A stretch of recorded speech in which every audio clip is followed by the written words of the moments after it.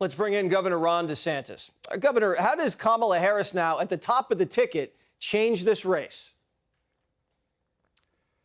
Well, look, she's vacuous, incredibly liberal, and unaccomplished. And so, yes, she doesn't have dementia, but I think she's a lousy candidate. And I was surprised at how many Democrats rushed to endorse her. Remember, their convention's not for another month.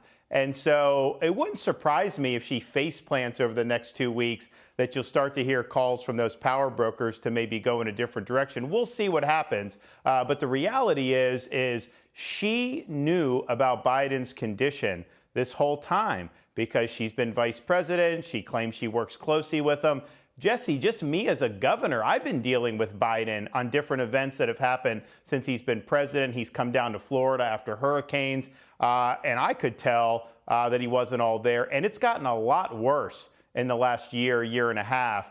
So all this cover-up that happened, the media was complicit, but so many people in the White House were complicit. Kamala was part of that cover-up. And so in some respects, if you're a Democrat, you want to get the election to not be about Biden's age and senility, yet you have a candidate who's saddled with all his bad policies and then is going to be asked questions about what did she know and when did she know it. And let me just say, this nonsense that she's spewing and the liberal media spewing is like, oh, Biden was such a great president. How? He came in and he rung up the debt, fueled inflation. He abandoned Afghanistan. We lost 13 U.S. service members. He opened the southern border, which is going to lead to a terrorist attack in this country. We're weaker internationally than we've ever been, certainly in my lifetime. And so where is this greatness coming from? It's like they just say it and they expect people to believe it. And not that polls are everything, but this is a guy that has had a horrific approval rating for really the last 3 years of his presidency. You know what it is, Governor? You know, at your funeral, when they say nice things about you, they have to say nice things about Joe Biden because he is long gone. You mentioned but even that, Jesse. Yeah, but even that. Let me ask you. People are saying that you mentioned when you saw him when he was down, I guess, for hurricanes, and you had to interface with him as a governor. You said you noticed him declining. Specifically, what did you pick up? Well, look, I mean, you know, just the interactions, how he would respond to different things. Sometimes we'd have, you know, like a round table with some of the stakeholders after an event. We had the Surfside Tower collapse the first year of his presidency. You know, you notice some things that are very odd. Then you notice kind of how he's handled the year after that when he came down for Hurricane Ian.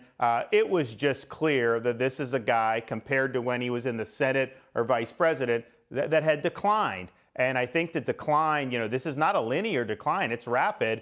And the last year and a half, I think, has been really, really significant. But this notion that the media is trying to peddle that he's like George Washington refusing power for the good of the country. He had no choice. They were knifing him in the back. The New York Times was going after him. The big donors were going after him. And a Democrat, look, Republicans, New York Times isn't attacking me that I must be doing something wrong as a Republican. The Democrats, the corporate media is a huge part of their party. And when you lose the media, you're really a dead candidate walking. So he had no other choice. This is not George Washington. They're like, we're not going to give you a presidential library, and we're going to make sure your son goes to prison for the rest of his life. And he says, fine, I'll leave. And they're like, oh, what a statesman. Oh, it's so predictable. All right, Governor DeSantis, thank you so much. Click here to subscribe to the Fox News YouTube page to catch our hottest interviews and most compelling analysis. You won't get it anywhere else.